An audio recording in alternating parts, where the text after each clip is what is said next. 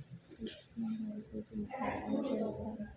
ทำเราทำไม่ได้ที่ทำให้ที่เป็นอย่างนั้น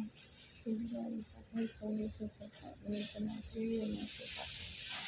จะทำให้ไปสักสิ่งที่เราจะให้เขาสุขภาพเป็นยังไงคือมันที่ต่างกันวันนี้ในห้องเราห้องบอเขากแบบว่าเขาจะติดคำสุภาษิตเขาจะงานภาษา